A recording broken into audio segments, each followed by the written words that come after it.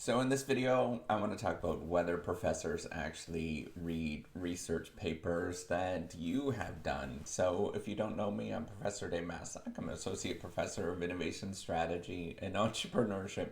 And I created this whole reciprocity project to give back as much as I possibly can. There are so many people to help me out that I want to pay the favor forward and help you out as much as I possibly can. So absolutely, professors read research papers all the time in terms of, not only the students' research papers, but as well as research papers from other people. So, in terms of grading from students, it's not a lot of fun. It's really, really tedious and really boring.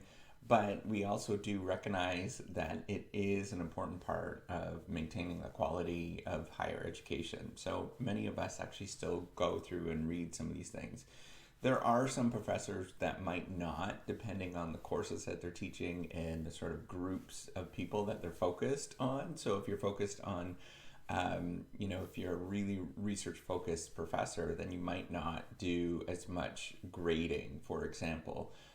But if it's like myself, I teach undergraduate MBA courses and as well as PhD courses. And I end up doing all of those kind of things and checking out what everybody has to do with how they go through the papers. So, do professors actually like reading research papers? No, because it's kind of really tedious and really boring, but it's also part of our job. So we have to do that. So if you talk to most professors, they're going to probably say no, but it's part of the job. This is what we have to do. And because we like to focus on our own stuff, when we focus on other people's stuff, then it's not nearly as exciting. So do professors actually learn when they read research papers? Yeah, actually all the time. It's surprising how much that I do learn when students, undergraduate students, for example, they'll write about some topic that I didn't know about.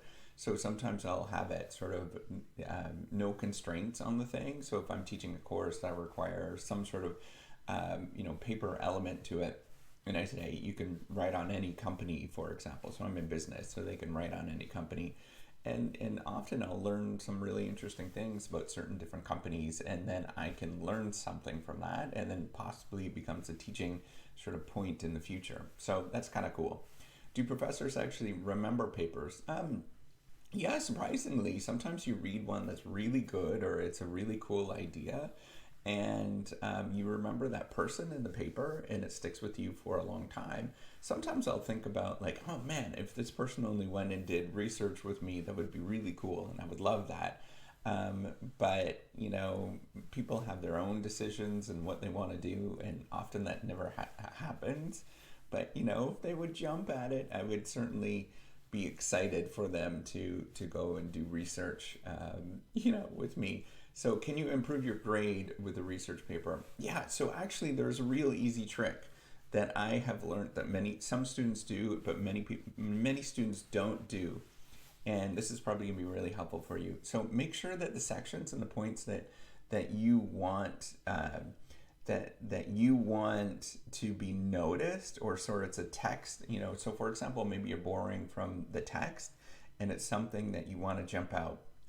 If you clearly mark those, so if you italic and bold those certain key terms or the key points, if you have to sort of define something, for example, if you bold and italic those things, it really, really jumps out, and then it's easy to grade those particular things. So you would be surprised on how much of a difference that actually makes when you do that, when you go through and you actually italics and bold certain aspects of the paper that you would love for it to jump out.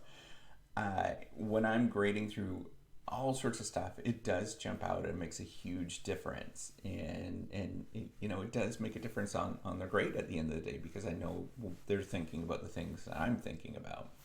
So with that, hopefully this answers your questions. Give me a thumbs up if you like this video. Do subscribe to the YouTube channel. Take care and have a wonderful day. Bye.